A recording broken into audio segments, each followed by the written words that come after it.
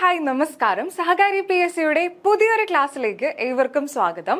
അപ്പോൾ ഇന്ന് നമ്മൾ പഠിക്കാൻ പോകുന്നത് സംസ്ഥാന മനുഷ്യാവകാശ കമ്മീഷനെ കുറിച്ചാണ്. നമ്മൾ ഓൾറെഡി മനുഷ്യാവകാശ കമ്മീഷൻ അല്ലെങ്കിൽ ആ നിയമം, മനുഷ്യാവകാശ സംരക്ഷണ നിയമത്തെക്കുറിച്ച് പഠിച്ചു. അതുപോലെ നാഷണൽ ഹ്യൂമൻ റൈറ്റ്സ് കമ്മീഷനെ കുറിച്ച് പഠിച്ചു.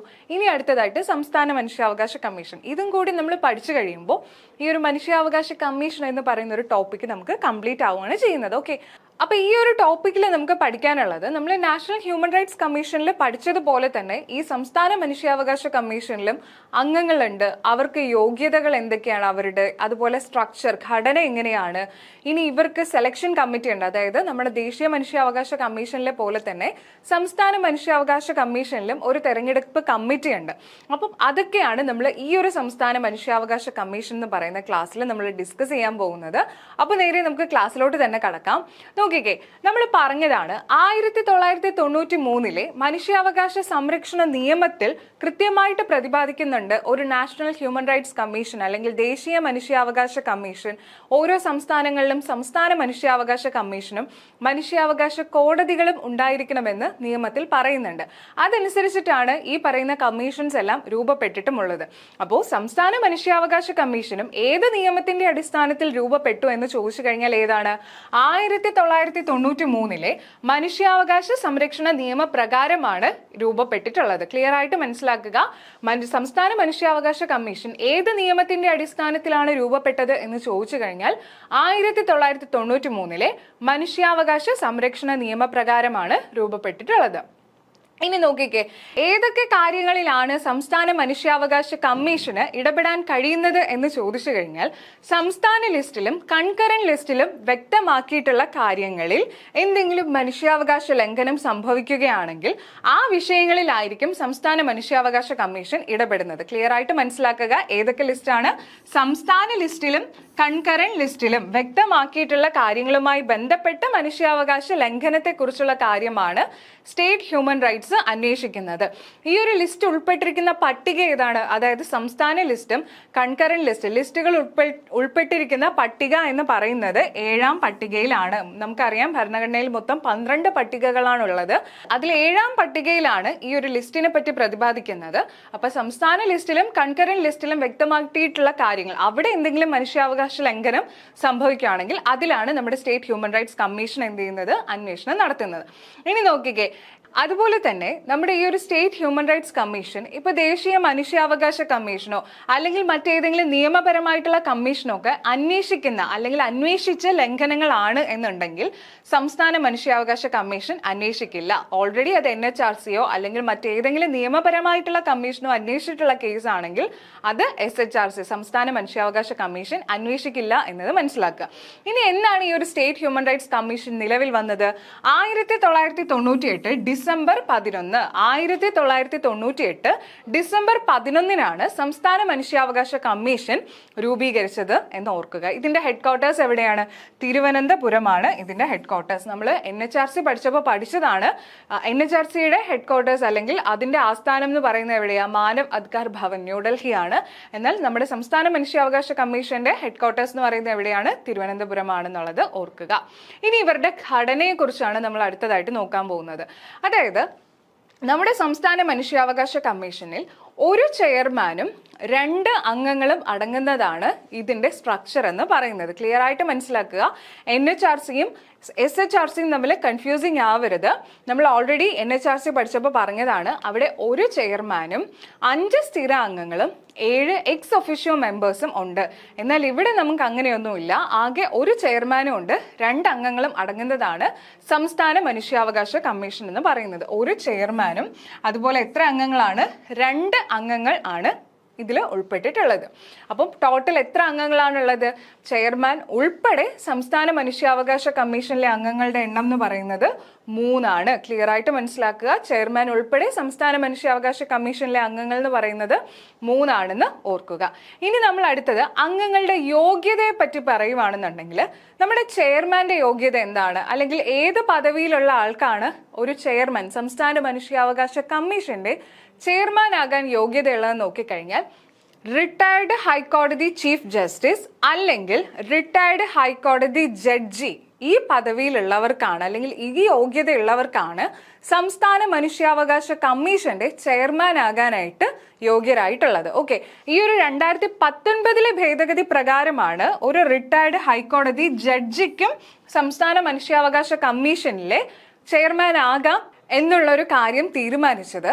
എന്നാൽ നേരത്തെ 1993 നിയമപ്രകാരമാണെങ്കിൽ റിട്ടയർഡ് ഹൈക്കോടതി ചീഫ് ജസ്റ്റിസിന് മാത്രമായിരുന്നു സംസ്ഥാന മനുഷ്യാവകാശ കമ്മീഷന്റെ ചെയർമാൻ ആകാനുള്ള യോഗ്യത ഉണ്ടായിരുന്നത്. പക്ഷെ ഇപ്പോൾ 2019 ഭേദഗതിക്ക് പ്രകാരം ഈ ഒരു റിട്ടയർഡ് ആയിട്ടുള്ള ഹൈക്കോടതി ജഡ്ജിക്കും എന്താകാം, ചെയർമാൻ ആകാം എന്നത് ക്ലിയർ ആയിട്ട് മനസ്സിലാക്കി വെക്കുക.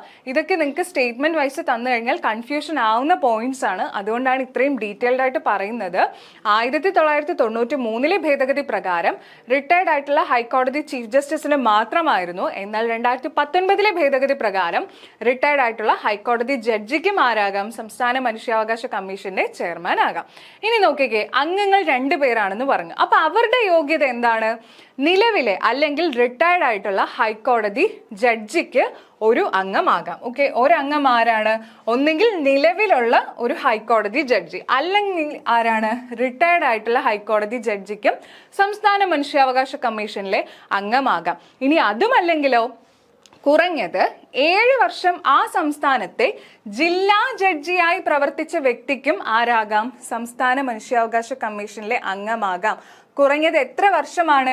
7 വർഷം. കുറഞ്ഞത് 7 വർഷമെങ്കിലും ആ ഒരു സംസ്ഥാനത്തിലെ ജില്ലാ ജഡ്ജിയായി പ്രവർത്തിച്ചിട്ടുള്ള വ്യക്തിക്കും ആരാകാം, സംസ്ഥാന മനുഷ്യാവകാശ കമ്മീഷനിലെ ഒരംഗമാകാം. അപ്പൊ ആരൊക്കെയാണ്? 2 അംഗങ്ങളാണ് ടോട്ടൽ ഉള്ളത്. അതിലെ ഒരംഗമാകാനുള്ള യോഗ്യതയാണ് നമ്മൾ പറഞ്ഞത്, ഒന്നുകിൽ നിലവിലെ അല്ലെങ്കിൽ റിട്ടയർഡ് ആയിട്ടുള്ള ഹൈക്കോടതി ജഡ്ജി. ഇനി അതുമല്ലെങ്കിലോ കുറഞ്ഞത് 7 വർഷം ആ സംസ്ഥാനത്തിലെ ജില്ലാ ജഡ്ജിയായിട്ട് പ്രവർത്തിച്ച വ്യക്തിക്ക് ആരാകാം, ഒരംഗമാകാം. അപ്പൊ മറ്റേ അംഗമാണെങ്കിലോ, രണ്ടാമത്തെ അംഗം എങ്ങനെയാണ്? മനുഷ്യാവകാശങ്ങളെ സംബന്ധിച്ച കാര്യങ്ങളിൽ അറിവോ പ്രായോഗിക പരിചയമോ ഉള്ള വ്യക്തി. മനുഷ്യാവകാശങ്ങളെ സംബന്ധിച്ച കാര്യങ്ങളിൽ അറിവോ പ്രായോഗിക പരിചയമോ ഉള്ള ഒരു വ്യക്തിക്കും ആരാകാം, സംസ്ഥാന മനുഷ്യാവകാശ കമ്മീഷനിലെ അംഗമാകാം. അപ്പൊ ഇവിടെ ശ്രദ്ധിക്കേണ്ട ഒരു കാര്യം, നിലവിലെ ജില്ലാ ജഡ്ജിയെയോ അല്ലെങ്കിൽ നമ്മുടെ ഹൈക്കോടതി ജഡ്ജിയോ നിലവിൽ വർക്ക് ചെയ്യുന്ന ആൾക്കാരെ നമ്മുടെ ഈ ഒരു സംസ്ഥാന മനുഷ്യാവകാശ കമ്മീഷനിൽ ഉൾപ്പെടുത്താൻ തീരുമാനിച്ചിട്ടുണ്ടെങ്കിൽ അത് ആ സംസ്ഥാനത്തെ ഹൈക്കോടതി ചീഫ് ജസ്റ്റിസുമായിട്ട് കൂടി ആലോചിച്ചതിന് ശേഷം മാത്രമേ അങ്ങനെ ഒരു തീരുമാനം എടുക്കാൻ സാധിക്കൂ. ഇതേ പോയിന്റ് നമ്മൾ NHRC പഠിച്ചപ്പോഴും പഠിച്ചതാണ്.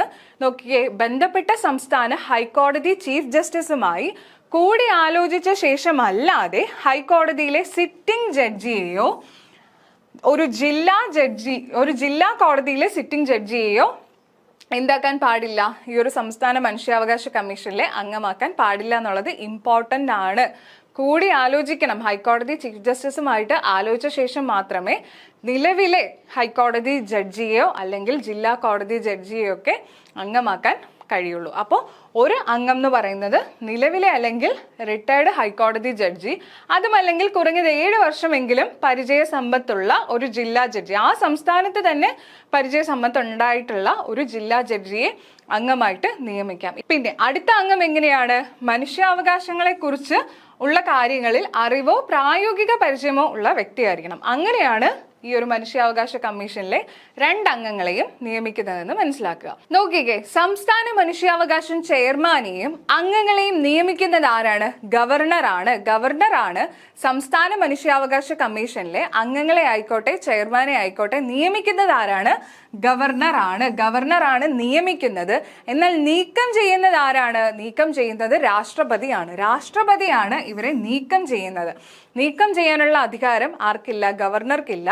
സംസ്ഥാന മനുഷ്യാവകാശ കമ്മീഷൻ ആണെങ്കിലും അവിടെ നീക്കം ചെയ്യാനുള്ള അധികാരം ആർക്കാണുള്ളത്? രാഷ്ട്രപതിക്കാണ്. എന്നാൽ രാജിക്കത്ത് സമർപ്പിക്കേണ്ടത് ആർക്കാണ്? അത് ഗവർണർക്കാണ്. ഈ 2 പോയിന്റും കൺഫ്യൂസിങ് ആവരുത്. രാജിക്കത്ത് സമർപ്പിക്കേണ്ടത് ഗവർണർക്കാണ്. എന്നാൽ നീക്കം ചെയ്യുന്നത് ആരാണ്? രാഷ്ട്രപതിയാണ്. ഇനി സംസ്ഥാന മനുഷ്യാവകാശ കമ്മീഷൻ വാർഷിക റിപ്പോർട്ട്, അതായത് ഓരോ വർഷത്തെയും വാർഷിക റിപ്പോർട്ട് സമർപ്പിക്കും. ആ വാർഷിക റിപ്പോർട്ട് സമർപ്പിക്കുന്നത് ആർക്കാണ്? നമ്മുടെ സംസ്ഥാന സർക്കാരിനാണ്. കേരളത്തിലെ ആണെങ്കിൽ കേരള സർക്കാരിനാണ് ഈ ഒരു മനുഷ്യാവകാശ കമ്മീഷൻ, സംസ്ഥാന മനുഷ്യാവകാശ കമ്മീഷൻ വാർഷിക റിപ്പോർട്ട് സമർപ്പിക്കുന്നത്. എന്നാൽ കേന്ദ്രത്തിലായിരുന്നപ്പോൾ ദേശീയ മനുഷ്യാവകാശ കമ്മീഷനെ കുറിച്ച് പഠിച്ചപ്പോൾ നമ്മൾ പറഞ്ഞതാണ് കേന്ദ്ര സർക്കാരിനാണ് അവര് വാർഷിക റിപ്പോർട്ട് സമർപ്പിക്കുന്നത്. സംസ്ഥാന മനുഷ്യാവകാശ കമ്മീഷൻ ആകുമ്പോൾ സംസ്ഥാന സർക്കാരിനാണ് വാർഷിക റിപ്പോർട്ട് സമർപ്പിക്കുന്നത്. ഓക്കെ, ഇനി നോക്കിയേ, അംഗങ്ങളെ തിരഞ്ഞെടുക്കുന്ന സെലക്ഷൻ കമ്മിറ്റി.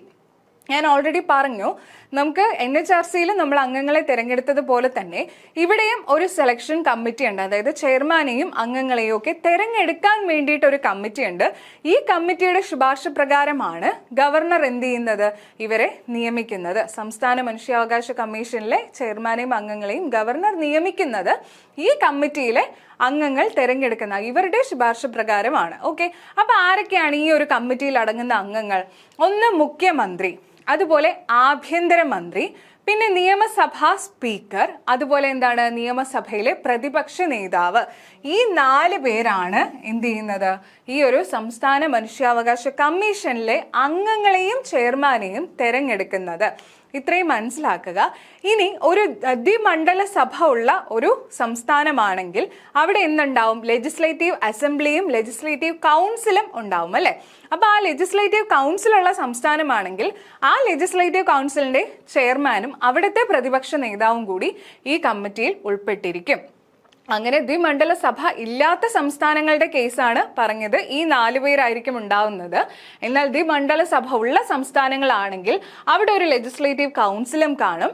ആ ലെജിസ്ലേറ്റീവ് കൗൺസിലിന്റെ ചെയർമാനും അവിടുത്തെ പ്രതിപക്ഷ നേതാവും ഈ ഒരു കമ്മിറ്റിയിൽ അംഗമായിരിക്കും എന്ന് മനസ്സിലാക്കുക. അതാ പറഞ്ഞിട്ടുള്ളത്, ദ്വിമണ്ഡലമുള്ള സംസ്ഥാനങ്ങളിൽ ലെജിസ്ലേറ്റീവ് കൗൺസിലിന്റെ ചെയർമാനും ഉണ്ടാവും. അതുപോലെ എന്താണ്, അവിടുത്തെ പ്രതിപക്ഷ നേതാവും ഈ ഒരു കമ്മിറ്റിയിലെ അംഗങ്ങൾ ആയിരിക്കുമെന്ന് ക്ലിയർ ആയിട്ട് മനസ്സിലാക്കുക. ഓക്കെ, അപ്പോൾ ഇത്രയും പേരാണ് ഈ ഒരു കമ്മിറ്റിയിലെ അംഗങ്ങൾ എന്ന് പറയുന്നത്. ഇവരാണ് ചെയർമാനെയും ഈ ഒരു സംസ്ഥാന മനുഷ്യാവകാശ കമ്മീഷനിലെ അംഗങ്ങളെയും എന്ത് ചെയ്യുന്നത്, തിരഞ്ഞെടുക്കുന്നത്. ക്ലിയർ ആണല്ലോ.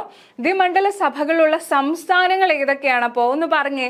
കർണാടക, ബീഹാർ, ഉത്തർപ്രദേശ്, മഹാരാഷ്ട്ര, ആന്ധ്രാപ്രദേശ്, തെലുങ്കാന, ഇതൊക്കെയാണ് ദ്വിമണ്ഡല സഭ ഉള്ള സംസ്ഥാനങ്ങൾ. കർണാടക, ബീഹാർ, ഉത്തർപ്രദേശ്, മഹാരാഷ്ട്ര, ആന്ധ്രാപ്രദേശ്, തെലുങ്കാന. PSCയുടെ ഒരു PYQ ആണിത്, പ്രീവിയസ് ഇയർ ക്വസ്റ്റ്യൻ ആണ്. ദ്വിമണ്ഡല സഭയുള്ള സംസ്ഥാനങ്ങൾ ഏതൊക്കെയാണ് എന്ന് ചോദിച്ചു കഴിഞ്ഞാൽ ഈ പറഞ്ഞതാണ് എന്ന് ക്ലിയർ ആയിട്ട് മനസ്സിലാക്കുക. ഇനി നോക്കിക്കേ, കാലാവധി. അതായത് സംസ്ഥാന മനുഷ്യാവകാശ കമ്മീഷനിലെ അംഗങ്ങളുടെയും ചെയർമാന്റെയും കാലാവധി എത്രയാണ്? നിലവിൽ അതായത് 2019 ഭേദഗതി പ്രകാരം 3 വർഷം അല്ലെങ്കിൽ 70 വയസ്സാണ്. അത് 2019 ഭേദഗതി പ്രകാരമാണ്. എന്നാൽ 1993 ഒറിജിനൽ ആക്ട് പ്രകാരം എത്ര വർഷമായിരുന്നു? 5 വർഷം അല്ലെങ്കിൽ 70 വയസ്സായിരുന്നു. എന്നാൽ നിലവിൽ ഈ ഒരു 2019 ഭേദഗതി പ്രകാരം 3 വർഷം അല്ലെങ്കിൽ 70 വയസ്സാണ് കാലാവധി. ഇനി ശമ്പളമാണെങ്കിലോ, ആരാണ് ഇവർക്ക് ശമ്പളം നൽകുന്നതും തീരുമാനിക്കുന്നതും ഒക്കെ? സംസ്ഥാന സർക്കാരാണ്. സംസ്ഥാന മനുഷ്യാവകാശ കമ്മീഷന്റെ ശമ്പളവും മറ്റു കാര്യങ്ങളും ഒക്കെ തീരുമാനിക്കുന്നത്. ക്ലിയർ ആണല്ലോ.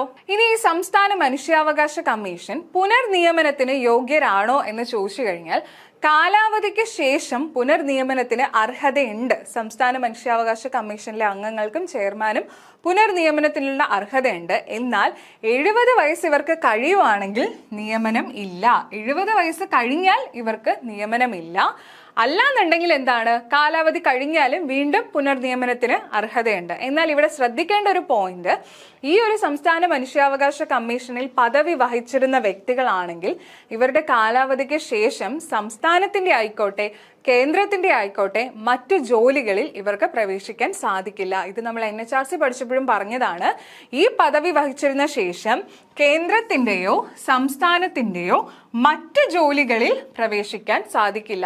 ഈ ഒരു സംസ്ഥാന മനുഷ്യാവകാശ കമ്മീഷന്റെ തന്നെ വീണ്ടും ചെയർമാനോ അംഗമോ ഒക്കെ ആകാം. എന്നാൽ മറ്റ് ജോലികളിൽ എന്ത് ചെയ്യാൻ കഴിയില്ല, ഇവർക്ക് പ്രവേശിക്കാനായിട്ട് കഴിയില്ല എന്നതും കൂടി ഈ ഒരു പോയിന്റിൽ ഓർക്കുക. കാലാവധിക്ക് ശേഷം പുനർനിയമനത്തിന് അർഹരാണ്. എന്നാൽ 70 വയസ്സിന് ശേഷമാണെങ്കിൽ ഇവർക്ക് എന്തില്ല, നിയമനം നടത്താനായിട്ട് സാധിക്കില്ല എന്നത് ക്ലിയർ ആയിട്ട് മനസ്സിലാക്കുക. നോക്കിക്കേ, നീക്കം ചെയ്യുന്നതിനുള്ള കാരണങ്ങൾ എന്തൊക്കെയാണ്? നമ്മൾ NHRC പഠിച്ചതുപോലെ തന്നെയാണ് ഇവിടത്തെയും കാരണങ്ങൾ എന്ന് പറയുന്നത്. പക്ഷെ സെക്ഷനിൽ കുറച്ച് വ്യത്യാസം കാണും. നിങ്ങൾ ക്ലിയർ ആയിട്ട് നോക്കിക്കേ. സെക്ഷൻ 23 സബ്സെക്ഷൻ 1 പെരുമാറ്റ ദൂഷ്യവും കഴിവില്ലായ്മയും കുറിച്ച് പ്രതിപാദിക്കുന്നത്. സെക്ഷൻ 23 സബ്സെക്ഷൻ 1 പ്രകാരം പെരുമാറ്റ ദൂഷ്യം, കഴിവില്ലായ്മ എന്നിവ ഉണ്ടാകുവാണെന്നുണ്ടെങ്കിൽ ആരുടെ പ്രസിഡന്റ് സുപ്രീം കോടതിയുടെ കേസ് റെഫർ ചെയ്യണം. ഈ കേസ് റെഫർ ചെയ്തതിന് ശേഷം സുപ്രീം കോടതിയുടെ അന്തിമ റിപ്പോർട്ട് എന്താണോ അത് പ്രകാരമായിരിക്കും തീരുമാനം എടുക്കേണ്ടത്. ഏതൊക്കെ കാര്യങ്ങളിലാണ് പെരുമാറ്റ ദൂഷ്യം, കഴിവില്ലായ്മ? സെക്ഷൻ 23 സബ്സെക്ഷൻ 1 പ്രകാരം പ്രസിഡന്റ് എന്ത് ചെയ്യും? രാഷ്ട്രപതി സുപ്രീം കോടതിക്ക് ഈ ഒരു കേസ് റെഫർ ചെയ്യും. ഇതുമായിട്ട് ബന്ധപ്പെട്ട കാര്യങ്ങളെല്ലാം അന്വേഷിച്ചതിന് ശേഷം സുപ്രീം കോടതിയുടെ അന്തിമ റിപ്പോർട്ട് എന്താണോ അത് പ്രകാരമായിരിക്കും ഇവരെന്ത് ചെയ്യുന്നത്? തീരുമാനം എടുക്കുന്നത്. അതായത് നമ്മുടെ രാഷ്ട്രപതി നീക്കം ചെയ്യണോ വേണ്ടയോ എന്നുള്ളത് തീരുമാനിക്കുന്നത്. ഇനി സെക്ഷൻ 23 സബ്സെക്ഷൻ 2 പ്രകാരം എന്തൊക്കെ അടിസ്ഥാനത്തിലാണ് നീക്കം ചെയ്യുന്നത്? അതായത് നോക്കിയേക്കെ, ഒരു നിർധനനാണെന്ന് വിധിക്കപ്പെടുക, പ്രതിഫലം പറ്റുന്ന മറ്റേതെങ്കിലും പദവിയിൽ ഇതേ സമയം തുടർന്നാൽ, അതായത് സംസ്ഥാന മനുഷ്യാവകാശ കമ്മീഷനിലെ അംഗം അല്ലെങ്കിൽ ചെയർമാൻ ആയിരിക്കെ തന്നെ മറ്റേതെങ്കിലും പദവിയിലും ഇതേ സമയത്ത് പ്രതിഫലം പറ്റുന്ന ജോലിയിൽ ഏർപ്പെട്ടിരിക്കുവാണെങ്കിൽ നീക്കം ചെയ്യാൻ സാധിക്കും. അതുപോലെ മാനസികമോ അല്ലെങ്കിൽ ശാരീരികമോ ആയ ദൗർബല്യം നിമിത്തം ഉദ്യോഗത്തിൽ തുടരാൻ അയോഗ്യനാകുക, അങ്ങനെയുള്ള റീസൺസിലും നീക്കം ചെയ്യാം. അതുപോലെ എന്താണ്, ചിത്തഭ്രമം ഉള്ളവനായിരിക്കുക അല്ലെങ്കിൽ ക്ഷമതയുള്ള കോടതിയിൽ അപ്രകാരം പ്രഖ്യാപിക്കപ്പെടുകയാണെങ്കിലും നീക്കം ചെയ്യാം. രാഷ്ട്രപതിയുടെ അഭിപ്രായത്തിൽ സദാചാര ലംഘന കുറ്റത്തിൽ ശിക്ഷിക്കപ്പെടുക എന്നിങ്ങനെയുള്ള കാരണങ്ങളിലെല്ലാം എന്ത് ചെയ്യാനായിട്ട് സാധിക്കും? ഈ ഒരു കമ്മീഷനിലെ അംഗമായിക്കോട്ടെ ചെയർമാൻ ആയിക്കോട്ടെ നീക്കം ചെയ്യാനായിട്ട് സാധിക്കും. ഇനി സംസ്ഥാന മനുഷ്യാവകാശ കമ്മീഷന്റെ കാര്യനിർവഹണ ഉദ്യോഗസ്ഥൻ ആരാണ്? സ്റ്റേറ്റ് ഹ്യൂമൻ റൈറ്റ്സ് കമ്മീഷന്റെ സെക്രട്ടറിയാണ് കാര്യനിർവഹണ ഉദ്യോഗസ്ഥൻ എന്ന് പറയുന്നത്. ഇദ്ദേഹം ഏത് റാങ്കിൽ വരുന്ന വ്യക്തിയാണ്? സംസ്ഥാന സർക്കാരിന്റെ സെക്രട്ടറി പദവിയിലുള്ള ഉദ്യോഗസ്ഥനായിരിക്കും. ആ ഒരു പൊസിഷനിലുള്ള ആളായിരിക്കും സംസ്ഥാന മനുഷ്യാവകാശ കമ്മീഷന്റെ കാര്യനിർവഹണ ഉദ്യോഗസ്ഥനായിട്ട് വരുന്നത്. ക്ലിയർ ആയിട്ട് മനസ്സിലാക്കുക. സംസ്ഥാന സർക്കാരിന്റെ സെക്രട്ടറി പദവിയിലുള്ള ഒരു വ്യക്തിയായിരിക്കും സംസ്ഥാന മനുഷ്യാവകാശ കമ്മീഷന്റെ കാര്യനിർവഹണ ഉദ്യോഗസ്ഥൻ എന്ന് പറയുന്നത്. ഇനി കേസ് അന്വേഷിക്കുന്ന ഉദ്യോഗസ്ഥൻ എങ്ങനെയുള്ളതായിരിക്കണം? പോലീസ് ഇൻസ്പെക്ടർ ജനറൽ പദവിയിൽ താഴെ അല്ലാത്ത ഒരു ഉദ്യോഗസ്ഥനായിരിക്കണം മനുഷ്യാവകാശ ലംഘനവുമായി ബന്ധപ്പെട്ടുള്ള കേസുകൾ അന്വേഷിക്കേണ്ടത്. എങ്ങനെയാണ്? പോലീസ് ഇൻസ്പെക്ടർ ജനറൽ പദവിയിൽ താഴെയല്ലാത്ത ഉദ്യോഗസ്ഥനായിരിക്കണം ഈ ഒരു സംസ്ഥാന മനുഷ്യാവകാശ കമ്മീഷന്റെ കേസുകൾ അന്വേഷിക്കേണ്ട പോലീസ് ഉദ്യോഗസ്ഥൻ എന്ന് പറയുന്നത്. ഏത് റാങ്കിലാണ്? പോലീസ് ഇൻസ്പെക്ടർ ജനറൽ പദവിയിൽ താഴെയല്ലാത്ത ഉദ്യോഗസ്ഥനായിരിക്കണം അന്വേഷിക്കേണ്ടത്. ക്ലിയർ ആണല്ലോ? ഇനി നോക്കിക്കേ, ഈ ഒരു സംസ്ഥാന മനുഷ്യാവകാശ കമ്മീഷനുമായി ബന്ധപ്പെട്ട് നമുക്ക് ഏറ്റവും പ്രധാനമായിട്ടും അറിഞ്ഞിരിക്കേണ്ട സെക്ഷൻസിനെ കുറിച്ചാണ് അടുത്ത നമ്മൾ പഠിക്കുന്നത്. ആദ്യം തന്നെ നോക്കുക, അധ്യായം 5, അതായത് മനുഷ്യാവകാശ സംരക്ഷണ നിയമത്തിലെ ചാപ്റ്റർ 5 സംസ്ഥാന മനുഷ്യാവകാശ കമ്മീഷനെ കുറിച്ച് പ്രതിപാദിക്കുന്നത്. അധ്യായം 5 ചാപ്റ്റർ 5 സംസ്ഥാന മനുഷ്യാവകാശ കമ്മീഷനെ കുറിച്ച് പ്രതിപാദിക്കുന്നത്. അധ്യായം 5 സംസ്ഥാന മനുഷ്യാവകാശ കമ്മീഷനെ കുറിച്ച് പ്രതിപാദിക്കുന്നത്. ഇനി അധ്യായം 6 ആരെ കുറിച്ചാണ് പറയുന്നത്? മനുഷ്യാവകാശ കോടതികളെ കുറിച്ചാണ് പറയുന്നത്. മനുഷ്യാവകാശ കോടതികളെ കുറിച്ചാണ് അധ്യായം 6 പറയുന്നത്. സെക്ഷൻ 21 സംസ്ഥാന മനുഷ്യാവകാശ കമ്മീഷന്റെ രൂപീകരണവുമായി ബന്ധപ്പെട്ട് പറയുന്നത്. അതായത് ചാപ്റ്റർ 5 സെക്ഷൻ 21 ഈ ഒരു സംസ്ഥാന മനുഷ്യാവകാശ കമ്മീഷന്റെ രൂപീകരണവുമായി ബന്ധപ്പെട്ടുള്ള കാര്യങ്ങളെല്ലാം ഏതിലാണ് പറയുന്നത്? സെക്ഷൻ 21. 22 ചെയർമാനെ കുറിച്ചും അംഗങ്ങളെ കുറിച്ചുമുള്ള നിയമനം, അതായത് ഇവരുടെ നിയമനവുമായി ബന്ധപ്പെട്ട കാര്യങ്ങളെല്ലാം പറയുന്നത് ഏത് സെക്ഷനാണ്? സെക്ഷൻ 22. സെക്ഷൻ 22 ചെയർമാന്റെയും അംഗങ്ങളുടെയും നിയമനത്തെ പറ്റി പറയുന്നത്. അടുത്ത് നോക്കിക്കേ, സെക്ഷൻ 23 എന്താ പറയുന്നത്? ചെയർമാൻ, അംഗങ്ങൾ ഇവരുടെ നീക്കം ചെയ്യൽ അല്ലെങ്കിൽ രാജിയെ പറ്റി പറയുന്നതെല്ലാം സെക്ഷൻ 23. 23ാമത്തെ സെക്ഷനിലാണ് ചെയർമാനും അംഗങ്ങളെയും നീക്കം ചെയ്യുന്നത് അല്ലെങ്കിൽ ഇവർ രാജിക്കത്ത് സമർപ്പിക്കേണ്ടത് ആർക്കാണ് എന്നുള്ള കാര്യങ്ങളെല്ലാം പറയുന്നത് സെക്ഷൻ 23-ലാണ്. സെക്ഷൻ 28-ൽ എന്താ പറയുന്നത്? SHRCയുടെ അതായത് സംസ്ഥാന മനുഷ്യാവകാശ കമ്മീഷൻ വാർഷിക റിപ്പോർട്ട് സമർപ്പിക്കേണ്ടത് ആർക്കാണ് എന്നുള്ള കാര്യങ്ങളെല്ലാം പറയുന്നത് സെക്ഷൻ 28-ലാണ്. ഇമ്പോർട്ടന്റ് ആയിട്ടുള്ള സെക്ഷൻസ് മാത്രമാണ് ഇവിടെ തന്നിട്ടുള്ളത്. ഇത് നിങ്ങൾ കൃത്യമായിട്ട് പഠിക്കണം കേട്ടോ. അടുത്ത നോക്കിക്കേ, സെക്ഷൻ 30-ലാണ് മനുഷ്യാവകാശ കോടതികളെ കുറിച്ച് പറയുന്നത്. മനുഷ്യാവകാശ സംരക്ഷണ നിയമത്തിൽ മനുഷ്യാവകാശ കോടതികളെ പറ്റി പ്രതിപാദിക്കുന്നത് ഏത് സെക്ഷനിലാണെന്ന് ചോദിച്ചു കഴിഞ്ഞാൽ സെക്ഷൻ 30-ലാണ്. ക്ലിയർ ആയിട്ട് മനസ്സിലാക്കുക. ഇനി നോക്കിക്കേ, മനുഷ്യാവകാശ കോടതികൾ അധ്യായം 6-ലാണെന്ന് നമ്മൾ ഓൾറെഡി പറഞ്ഞതാണ് അല്ലെ. ചാപ്റ്റർ 6-നകത്താണ് മനുഷ്യാവകാശ കോടതികളെ പറ്റി പ്രതിപാദിക്കുന്നത്. ഏത് നിയമത്തിന്റെ അടിസ്ഥാനത്തിലാണ് മനുഷ്യാവകാശ കോടതികൾ രൂപപ്പെട്ടത്? മനുഷ്യാവകാശ സംരക്ഷണ നിയമം 1993 പ്രകാരമാണ് മനുഷ്യാവകാശ കോടതികൾ രൂപപ്പെട്ടിട്ടുള്ളത്. ഒന്ന് നിങ്ങൾ വായിച്ചു വെക്കുക. മനുഷ്യാവകാശ ലംഘനത്തിൽ നിന്നും ഉത്ഭവിക്കുന്ന കുറ്റങ്ങളുടെ വിചാരണ വേഗത്തിലാക്കാൻ വേണ്ടിയിട്ട്, ഇതുമായിട്ട് ബന്ധപ്പെട്ടുണ്ടാകുന്ന കുറ്റങ്ങളുടെ വിചാരണ വേഗത്തിലാക്കാൻ വേണ്ടിയിട്ടാണ് ഈ ഒരു മനുഷ്യാവകാശ കോടതികൾ രൂപപ്പെട്ടിട്ടുള്ളത്. സംസ്ഥാന സർക്കാർ ഹൈക്കോടതി ചീഫ് ജസ്റ്റിസിന്റെ സമ്മതത്തോടുകൂടി ഓരോ ജില്ലയിലും ഒരു സെഷൻസ് കോടതിയെ പ്രസ്തുത കുറ്റങ്ങളുടെ വിചാരണയ്ക്കായി മനുഷ്യാവകാശ കോടതിയായി വിജ്ഞാപനത്തിലൂടെ നിർദ്ദേശിച്ചിട്ടുണ്ട്. അതായത് സംസ്ഥാന സർക്കാർ ഹൈക്കോടതി ചീഫ് ജസ്റ്റിസിന്റെ സമ്മതത്തോടുകൂടി മാത്രമേ ഓരോ ജില്ലയിലും എന്ത് ചെയ്യാൻ കഴിയുള്ളൂ? ഒരു സെഷൻസ് കോടതിയെ നിയമിക്കാനായിട്ട് കഴിയുള്ളൂ. ഒരു സെഷൻസ് കോടതി രൂപീകരിച്ച് ഈ ഒരു മനുഷ്യാവകാശവുമായി ബന്ധപ്പെട്ട ലംഘന കുറ്റങ്ങളുടെ വിചാരണ കുറച്ചും കൂടി വേഗത്തിലാക്കാൻ വേണ്ടിയിട്ടാണ് ഈ ഒരു മനുഷ്യാവകാശ കോടതികൾ രൂപപ്പെട്ടിട്ടുള്ളത്. ഓരോ ജില്ലയിലും ഓരോ സെഷൻസ് കോടതി എന്ത് ചെയ്യാം? രൂപീകരിക്കാം. അതുവഴി ഇതുമായി ബന്ധപ്പെട്ട കേസുകളെല്ലാം വളരെ വേഗത്തിൽ തീർപ്പാക്കുന്നതിന് വേണ്ടിയിട്ട് അല്ലെങ്കിൽ അതിന്റെ വിചാരണ നടക്കുന്നതിന് വേണ്ടിയിട്ട് ഈ കോടതികൾ രൂപീകരിക്കാം. അതാരാണ്? സംസ്ഥാന സർക്കാർ ഹൈക്കോടതി ചീഫ് ജസ്റ്റിസിന്റെ സമ്മതത്തോടു കൂടിയാണ് ഓരോ ജില്ലയിലും ഒരു സെഷൻസ് കോടതിയെ പ്രസ്തുത കുറ്റങ്ങളുടെ വിചാരണയ്ക്ക് വേണ്ടിയിട്ട് വിജ്ഞാപനത്തിലൂടെ നോട്ടിഫിക്കേഷനിൽ കൂടി നിർദ്ദേശിക്കുന്നത്. ക്ലിയർ ആണല്ലോ. ഇനി നോക്കിക്കേ, ഇതുമായിട്ട് ബന്ധപ്പെട്ട് ഒരു സ്പെഷ്യൽ പബ്ലിക് പ്രോസിക്യൂട്ടർ കാണും. ഇദ്ദേഹത്തെ പറ്റി പറയുന്നത് സെക്ഷൻ 31-ലാണ്. സെക്ഷൻ 30-ലാണ് മനുഷ്യാവകാശ കോടതികളെ കുറിച്ച് പറയുന്നതെന്ന് പറഞ്ഞു. അപ്പൊ സെക്ഷൻ 31-ലാണ് ഒരു സ്പെഷ്യൽ പബ്ലിക് പ്രോസിക്യൂട്ടർ ഇതിനു വേണ്ടിയിട്ട് ഉള്ളത്. നോക്കിക്കേ, ഓരോ മനുഷ്യാവകാശ കോടതിക്കും സംസ്ഥാന സർക്കാർ വിജ്ഞാപനത്തിലൂടെ പബ്ലിക് പ്രോസിക്യൂട്ടർ, ആരാണ്? Public prosecutor. അല്ലാന്നുണ്ടെങ്കിൽ 7 വർഷത്തിൽ കുറയാതെ അഭിഭാഷകനായി പ്രാക്ടീസ് ചെയ്യുന്ന അഭിഭാഷകനെയും ഒരു സ്പെഷ്യൽ പബ്ലിക് പ്രോസിക്യൂട്ടർ ആയിട്ട് നിയമിക്കാവുന്നതാണ്. ഒന്നുകിൽ എന്താണ്, ഓരോ മനുഷ്യാവകാശ കോടതിക്കും സംസ്ഥാന സർക്കാർ ഒരു സ്പെഷ്യൽ ആയിട്ടുള്ള ഒരു പബ്ലിക് പ്രോസിക്യൂട്ടറെ നിയമിക്കണം.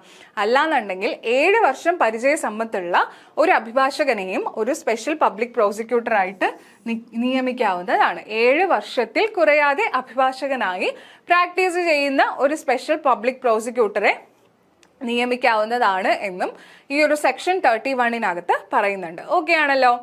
ഇനി ഇതുമായിട്ട് ബന്ധപ്പെട്ട കുറച്ച് അഡീഷണൽ ഫാക്ട്സ് ആണ് നമ്മളിപ്പോൾ സംസ്ഥാന മനുഷ്യാവകാശ കമ്മീഷൻ ആണെങ്കിലും NHRC ആണെങ്കിലും ഒക്കെ ക്ലിയർ ആയിട്ട് പഠിച്ചു. ഇനി ഇതിൽ രണ്ടിലും ബന്ധപ്പെട്ട് വരുന്ന കുറച്ചുകൂടി ഇമ്പോർട്ടൻ്റ് ആയിട്ട് നിങ്ങൾ അറിഞ്ഞിരിക്കേണ്ട ഫാക്ട്സും കൂടി ഞാൻ ഇവിടെ ഉൾപ്പെടുത്തിയിട്ടുണ്ട്.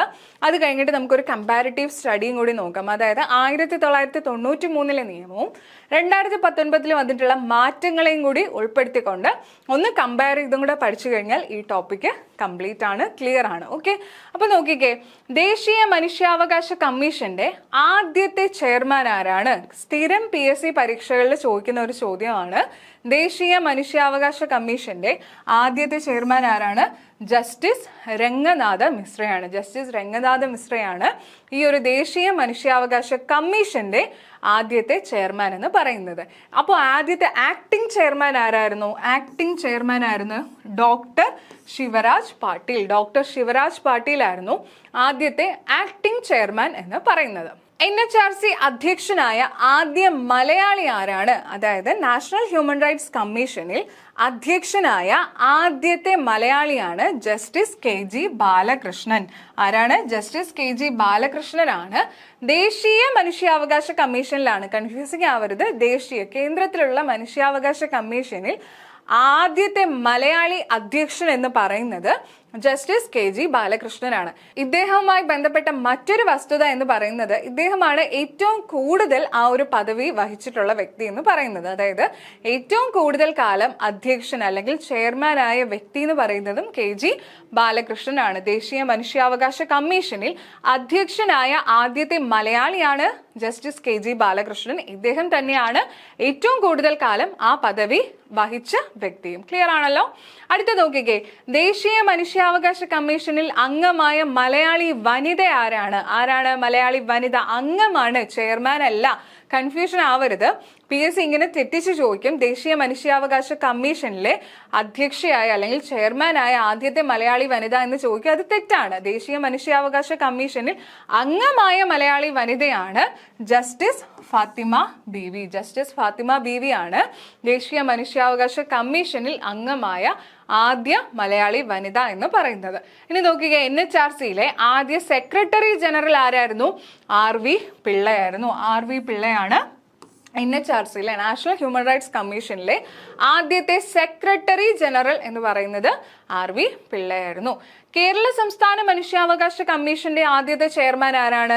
Justice MM Pareeth Pillai. ഇത് നിങ്ങൾ ക്ലിയർ ആയിട്ട് പഠിച്ചു വെക്കണം. PSC ഉറപ്പായിട്ടും ചോദിക്കുന്ന ക്വസ്റ്റ്യൻസ് ആണ്. അതാണ് ഞാൻ ഈ അഡീഷണൽ ഫാക്ട്സ് എന്ന് പറഞ്ഞ് ഇൻക്ലൂഡ് ചെയ്തിട്ടുള്ളത്. അത് ഉറപ്പായിട്ടും പഠിക്കുക. കേരള സംസ്ഥാന മനുഷ്യാവകാശ കമ്മീഷന്റെ ആദ്യത്തെ ചെയർമാൻ ആരായിരുന്നു? ജസ്റ്റിസ് MM പരീത് പിള്ളയാണ്. കേരള സംസ്ഥാന മനുഷ്യാവകാശ കമ്മീഷന്റെ ആദ്യ ചെയർമാൻ ആയിരുന്നു ജസ്റ്റിസ് MM പരീത് പിള്ള. ഇനി നോക്കിക്കേ, ആദ്യ അംഗങ്ങൾ ആരൊക്കെയാണ്? S Balaraman, TK Wilson. ഇതും ഒരു PYQ ആണ്. സംസ്ഥാന മനുഷ്യാവകാശ കമ്മീഷനിലെ അംഗങ്ങൾ, ആദ്യത്തെ അംഗങ്ങളെയാണ് ചോദിച്ചിട്ടുള്ളത്. ആദ്യത്തെ അംഗങ്ങൾ ആരായിരുന്നു? S ബലരാമനും TK വിൽസണുമായിരുന്നു. S ബലരാമൻ അതുപോലെ TK വിൽസൺ എന്നിവരാണ് സംസ്ഥാന മനുഷ്യാവകാശ കമ്മീഷനിലെ ആദ്യത്തെ അംഗങ്ങൾ. ആദ്യത്തേതായതുകൊണ്ടാണ് അതിന് അത്രത്തോളം ഇമ്പോർട്ടൻസ് ഉള്ളത് കേട്ടോ. ക്ലിയർ ആണല്ലോ? അപ്പൊ ഇത്രയും കാര്യങ്ങൾ നിങ്ങൾ ഉറപ്പായിട്ടും പഠിക്കണം. ഇത് മിസ്സാക്കി കളയരുത്. ഇതിലെ ഓരോ പോയിന്റ്സും ഇമ്പോർട്ടൻ്റ് ആണ്. അത്രയും പ്രിസൈസ് ആയിട്ടാണ് നിങ്ങൾക്ക് ഇവിടെ ഞാൻ ക്ലാസ് പ്രൊവൈഡ് ചെയ്തത്. ഇനി നമുക്ക് ഇതിൻ്റെ ഒരു കമ്പാരിറ്റീവ് സ്റ്റഡി, അതായത് 1993 നിയമത്തിൽ നിന്നും എന്തൊക്കെ മാറ്റമാണ് 2019 ഭേദഗതിയിൽ വന്നിട്ടുള്ളത് എന്നുകൂടി നമുക്കൊന്ന് ഇവിടെ അനലൈസ് ചെയ്ത് പഠിച്ചു കഴിഞ്ഞാൽ ക്ലിയർ ആയിട്ട് ഈ ടോപ്പിക്ക് കഴിഞ്ഞു കേട്ടോ. നോക്കിക്കേ, മനുഷ്യാവകാശ സംരക്ഷണ നിയമം 1993, അതുപോലെ 2019 ഭേദഗതി നിയമം. ചെയർപേഴ്സന്റെ കാര്യത്തിൽ എന്തൊക്കെ മാറ്റമാണ് ഉണ്ടായത്? അതായത് സുപ്രീം കോടതി ചീഫ് ജസ്റ്റിസ് ആയിരുന്ന വ്യക്തി ആയിരിക്കണമെന്ന് 1993 നിയമത്തിൽ കൃത്യമായിട്ട് പറയുന്നുണ്ട്. സുപ്രീം കോടതി ചീഫ് ജസ്റ്റിസ് തന്നെ ആയിരിക്കണം. അങ്ങനെ ആയിരുന്ന ഒരു വ്യക്തി മാത്രമേ നാഷണൽ ഹ്യൂമൻ റൈറ്റ്സ് കമ്മീഷൻ അല്ലെങ്കിൽ ദേശീയ മനുഷ്യാവകാശ കമ്മീഷനിലെ ചെയർമാൻ ആകാൻ യോഗ്യതയുള്ളൂ. എന്നാൽ 2019 ഭേദഗതി പ്രകാരം എന്തും കൂടി വന്നു? സുപ്രീം കോടതി ജഡ്ജി ആയിരുന്ന വ്യക്തിക്കും എന്താവാം? ഈ ഒരു ദേശീയ മനുഷ്യാവകാശ കമ്മീഷനിലെ ചെയർമാൻ ആകാം എന്ന് വന്നിട്ടുണ്ട്. 2019 ഭേദഗതി പ്രകാരമാണ് സുപ്രീം കോടതി ജഡ്ജി ആയിരുന്ന വ്യക്തിക്കും അങ്ങനെ ആകാം എന്ന് പറഞ്ഞത്. ഇതേ കാര്യം തന്നെയാണ് നമ്മുടെ സംസ്ഥാന മനുഷ്യാവകാശ കമ്മീഷനിലും പറയുന്നത്. അതിലും ആദ്യം എങ്ങനെയാണ് പറഞ്ഞിട്ടുണ്ടായിരുന്നത്? ഹൈക്കോടതി ചീഫ് ജസ്റ്റിസ് ആയിരുന്ന വ്യക്തിക്ക് മാത്രമേ ഒരു ചെയർമാൻ ആകാൻ യോഗ്യതയുള്ളൂ എന്ന് പറഞ്ഞിട്ടുണ്ടായിരുന്നു. എന്നാൽ 2019 ഭേദഗതിയിൽ കൂടിയാണ് ഹൈക്കോടതി ജഡ്ജി ആയിരുന്ന വ്യക്തിക്കും ചെയർമാൻ ആകാനുള്ള യോഗ്യത ഉണ്ട് എന്ന് പറഞ്ഞത്. ഇനി നോക്കിക്കേ, അംഗങ്ങളുടെ കാര്യത്തിൽ നാഷണൽ ഹ്യൂമൻ റൈറ്റ്സ് കമ്മീഷൻ പഠിച്ചപ്പോൾ നമ്മൾ 1993 നിയമപ്രകാരം 2 അംഗങ്ങൾ എന്നുള്ളതായിരുന്നു പറഞ്ഞിരുന്നത്. എന്നാൽ അത് 3 അംഗങ്ങളായത് എങ്ങനെയാണ്? 2019 ഭേദഗതി പ്രകാരമാണ് 3 പേരായത്. അതിൽ ഒരാൾ സ്ത്രീ ആയിരിക്കണമെന്നും ഈ ഒരു 2019 ഭേദഗതിയിൽ വ്യക്തമായിട്ട് പറയുന്നുണ്ട്. നാഷണൽ ഹ്യൂമൻ റൈറ്റ്സ് കമ്മീഷന്റെ കാര്യമാണ് പറയുന്നത്. അതിൽ നമ്മൾ 3 അംഗങ്ങൾ, അതിൽ ഒരാൾ സ്ത്രീ ആയിരിക്കണം എന്നുള്ള കാര്യം നമ്മൾ ക്ലിയർ ആയിട്ട് പഠിച്ചതാണ്. അപ്പോൾ അവിടെ ആദ്യം 1993 നിയമം അനുസരിച്ച് 2 അംഗങ്ങൾ എന്നുള്ളതായിരുന്നു. അത് 2019 ഭേദഗതി പ്രകാരമാണ് 3 ആയിട്ട് മാറിയത്. ഇനി എക്സ് ഒഫീഷ്യോ മെമ്പേഴ്സിന്റെ കാര്യം നോക്കിക്കേ. ആദ്യം 1993 നിയമപ്രകാരം ദേശീയ ന്യൂനപക്ഷ കമ്മീഷനും അതുപോലെ പട്ടികജാതി കമ്മീഷൻ, ദേശീയ പട്ടിക വകുപ്പ് കമ്മീഷൻ, ദേശീയ വനിതാ കമ്മീഷൻ എന്നിവരൊക്കെ ആയിരുന്നു ഇതിലെ എക്സ് ഒഫീഷ്യോ മെമ്പേഴ്സ് എന്ന് പറയുന്നത്. എന്നാൽ 2019 ഭേദഗതി പ്രകാരം ആരൊക്കെയായി എക്സ് ഒഫീഷ്യോ മെമ്പേഴ്സ്?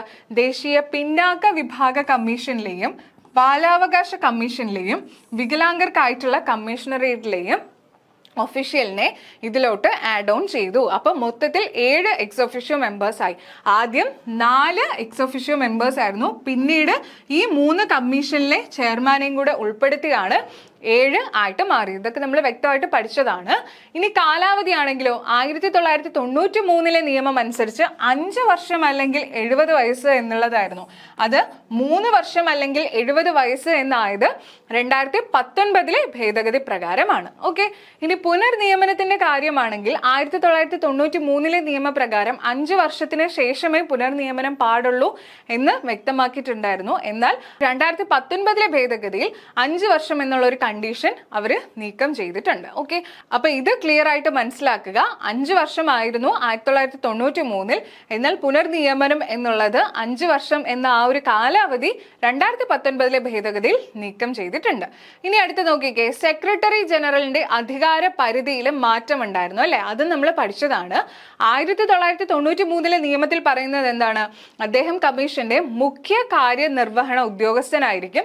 അദ്ദേഹത്തിന് കൈമാറി കിട്ടുന്ന അധികാരങ്ങൾ എന്തൊക്കെയാണോ അതെല്ലാം അദ്ദേഹത്തിന് വിനിയോഗിക്കാനുള്ള അധികാരമുണ്ട് എന്നാണ് 1993 നിയമത്തിൽ പറഞ്ഞിട്ടുള്ളത്. എന്നാൽ 2019 അതിന് കുറച്ചും കൂടി വ്യക്തത കൊടുത്തിട്ടുണ്ട്. ഭരണപരവും സാമ്പത്തികവുമായിട്ടുള്ള അധികാരങ്ങൾ മാത്രമാണ് മുഖ്യ കാര്യനിർവഹണ ഉദ്യോഗസ്ഥനിൽ നിക്ഷിപ്തമായിട്ടുള്ളത്. എന്തൊക്കെയാണ്?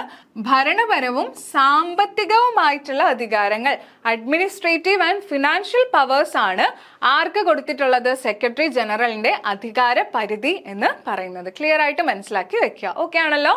അപ്പോൾ ഇത്രയും കാര്യങ്ങളാണ് സംസ്ഥാന മനുഷ്യാവകാശ കമ്മീഷനുമായിട്ട് ബന്ധപ്പെട്ട് പ്രധാനമായിട്ടും പഠിച്ചിരിക്കേണ്ട വസ്തുതകൾ. അതിൻ്റെ കൂടെ തന്നെ നമ്മളൊരു കമ്പാരിറ്റീവ് സ്റ്റഡിയും കൂടി ഇവിടെ നോക്കിയിട്ടുണ്ട്. അപ്പോൾ ക്ലിയർ ആയിട്ട് നിങ്ങൾക്ക് ഇപ്പോൾ ഈ ഒരു കമ്മീഷനിലെ ആക്ട് ആണെങ്കിലും കമ്മീഷൻ ആണെങ്കിലും മനുഷ്യാവകാശ സംരക്ഷണ നിയമത്തെക്കുറിച്ചാണെങ്കിലും കൃത്യമായിട്ട് നിങ്ങൾക്ക് മനസ്സിലായിട്ടുണ്ട് എന്ന് വിശ്വസിക്കുന്നു. അപ്പോൾ നമുക്കിനി അടുത്ത ക്ലാസ്സിൽ കാണാം. താങ്ക്